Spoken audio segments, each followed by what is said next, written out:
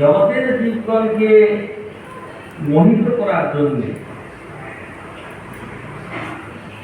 ভগবানের বুদ্ধ অবতার।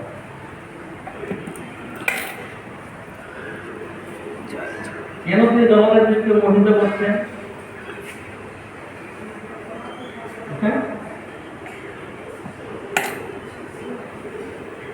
সবাই যদি ভগবানের ভজন করে, ভগবানের নাম করে, ভগবানের সেবা করে, সবাই উদ্ধার হয়ে যাবে। জগৎকে রক্ষা করতে হবে, জগতে মায়া মোহ বিস্তার করতে হবে। জগৎ চলবে কি করে? এই জন্যে ভগবান বুদ্ধ রূপে অবতীর্ণ হয়ে তিনি বলছেন যে ভগবান বলে কেউ নেই, আমরা চিহ্ন দিয়ে দিচ্ছি, নেই চলে যাবে।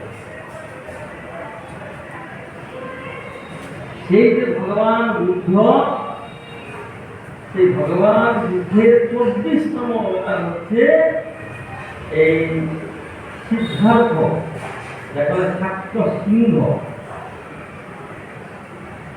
তিনি পরবর্তীতে গৌতম নাম করেছেন।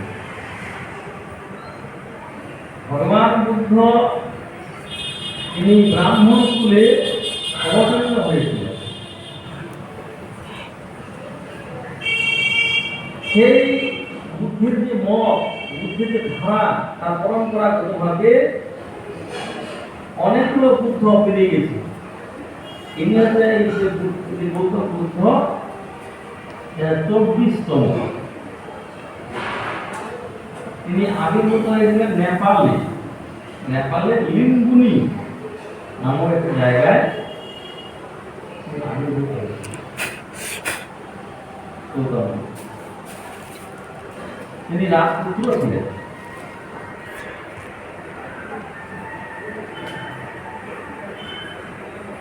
একদিন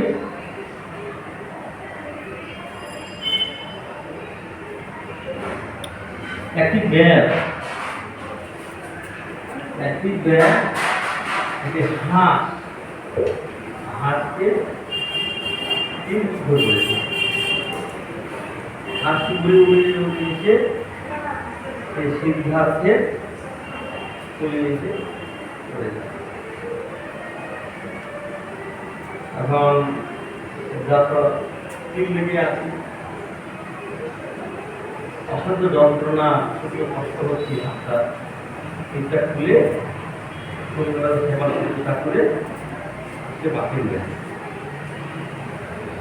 তার হৃদয়ের মধ্যে একটা কৃপার উদ্রেক, জীবের প্রতি যে কৃপা, জীবের প্রতি দয়া প্রকাশিত হল।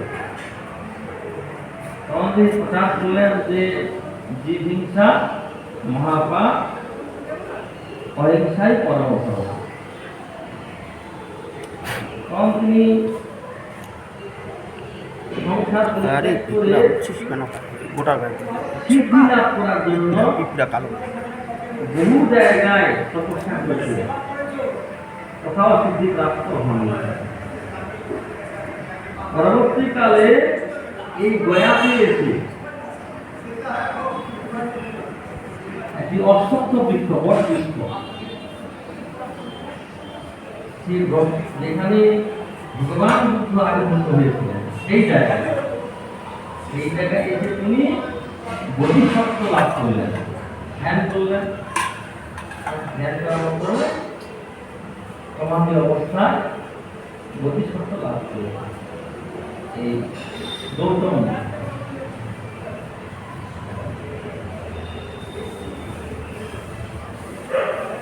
তো এই গৌতম বুদ্ধের কিন্তু বাণী রয়েছে, বুদ্ধং শরণং গচ্ছামি, সংঘং শরণং গচ্ছামি, ধর্মং শরণং গচ্ছামি। আমি ধর্মের শরণ গ্রহণ করি। সংঘ মানে কি? এই বিশাল বলে দুটো সম্প্রদায়, সংঘং শরণং গচ্ছামি আর বুদ্ধং শরণং গচ্ছামি। এই তিনটে বাক্য।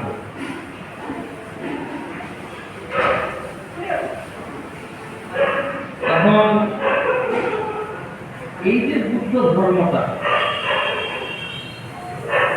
এটা গৌতম বুদ্ধ বিশালভাবে প্রচার করলেন।